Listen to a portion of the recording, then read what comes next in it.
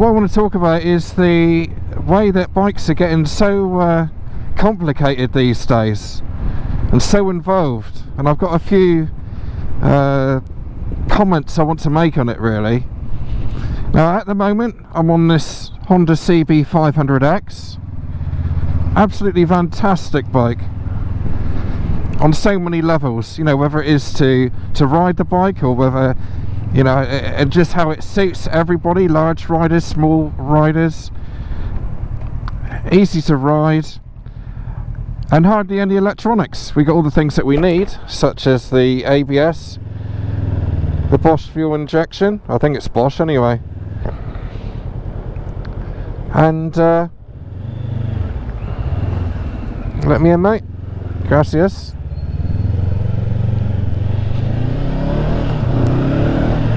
Yeah, we got everything that we need on this bike. But all the bikes that I seem to get these days that are sort of 10k plus come with all these electronics, lean sensitive ABS, traction control, ride height adjustment. It's just endless really, isn't it, what you can get on these bikes. But my issue with that really is that there's so much to go wrong. I'm not saying that all of it isn't nice to have, or, you know, because some of it is, you know, some of the technology is good to have, but there's so much of it now. And even going down the Euro 5 route, the amount of Euro 5 bikes that I've ridden now that just don't feel the same, you know, even if it's like the I know I mentioned on the NC750X that I talked about and reviewed. The fuel injection on that at the time, you know, I thought maybe it was just me, but it just didn't seem the same as what it used to be. And it seems to choke a bit more, and that's not the fault of the bikes, but it's the fault of Euro 5. You know, they've strangled the bike so much now.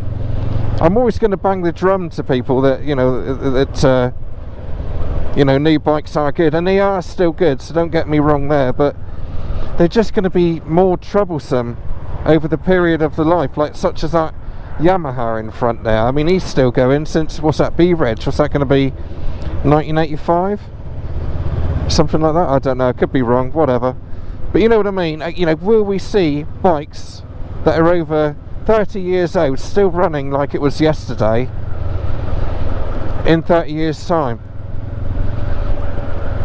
And I don't think we will. I mean, I've got friends at the moment who've well, just somebody I know, he's bought a brand new bike, spent nearly 13 grand on a new bike, and the suspension's failed on it. I'm not going to mention any names of the brand or anything like that, but that's a lot of money to spend, and not only has it failed, but he took it to the dealer and they don't know what to do with it, so they've got so they've got the brand involved on it, and they don't know what to do either, so it's a case of, you know, swapping the whole thing out. I've also recently met up with somebody who owned a KTM, and very similar problems, and also they had a dashboard issue as well, where the TFT screen, which, you know, they do look good on those bikes when they work, and I'm not exaggerating here, he's had that changed 18 times. And a lot of people used to say to me, like when I was doing the Honda NC750X video, oh, it hasn't got a TFT screen, and it hasn't got this, and like I said to them, first of all, I wouldn't want to spend the extra £600 to have a TFT screen. I'll stick with the LCD one, thanks.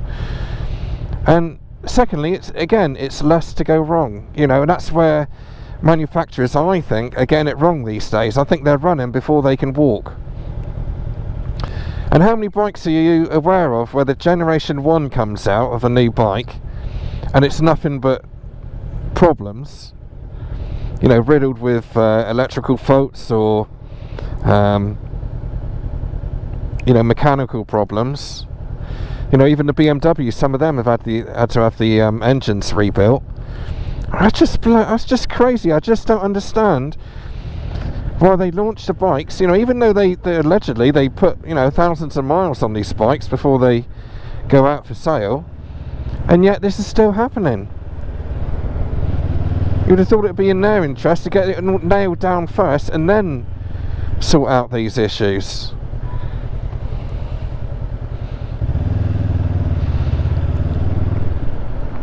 I know I've recently had a moan about the Royal Enfield Bullet being launched. I think it's next year, 2022. And it was at the time when they were struggling to, you know, people were waiting for Meteors to be delivered for over 6 months. You know, and yet they're still launching another bike. Yes, I know things need to move on and they need to plan ahead. But I think they just need to get their house in order before they start launching more bikes and adding to the problem pot, so to speak. But that's all I wanted to mention really. The electronics on the bikes, knowing what I know now, and you know, keeping an eye on the industry and all the different manufacturers and the bikes, nothing but trouble, all these electronics. Yes, they're nice to have, and I will still review bikes and say, you know, as long as I get no problems with them, I will always say that, you know, the electronics are good, or it's still a good bike, because it is still a good bike. Cheers, buddy. It is still a good bike, but yeah, it's just long-term thinking. You know, like with these oxygen sensors as well that keep on popping off on Euro 5 bikes. That seems to be happening quite a lot as well, where instead of the bike sort of finding the problem and flashing up a maintenance spanner or some such thing, it's just chucking the bike into limp mode. So you imagine that on the outside lane of a motorway. I mean, you don't bear thinking about, does it? So what's the answer to this then? Is it going to get any better? Well, no, definitely not. It's not going to get any better. It's going to get worse, I think.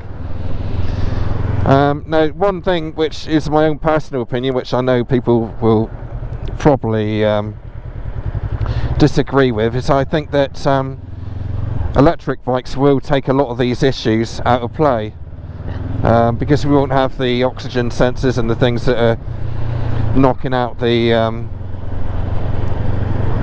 the bike into limp mode. I think we'll be gaining a lot, and of course there's a lot less mechanical wear on an electric bike, battery powered bike.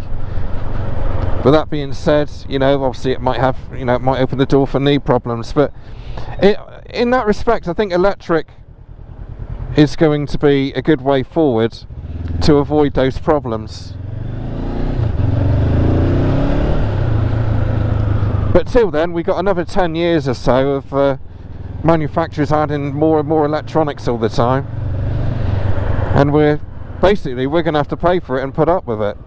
And when you're paying, you know, for a KTM, for example, how much are you paying for them? You know, for a Super Duke, you know, it's well over sort of 12 grand, isn't it? I don't know how much it is, but it's well over, you know, 12 grand.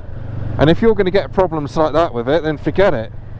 And they're not best well known for their customer service either. I mean, I was in the market for a 790 Duke, and that's a story for another day. But yeah, I didn't buy it for that reason. The dealer was just absolutely, you know, just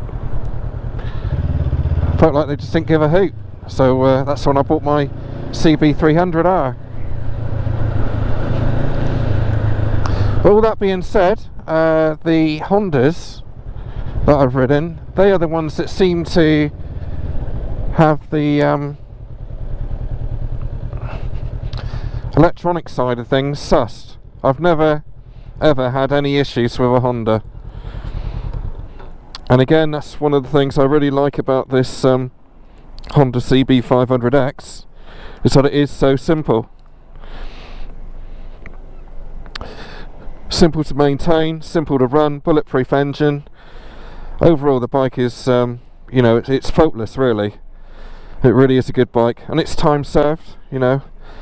I know a lot of people who've had these bikes whether it's the F or the Rebel or anything else, and they've all been really, really good. So that's it. As a little rant really about electronics on motor vehicles. I've had cars as well with issues going into limp mode. That was a Volkswagen I had, and we couldn't get to the bottom of it. It just sucks really. So for me, simple, good old-fashioned motorbiking, that's what I like. Have a good week, folks. Thanks for listening. Cheers.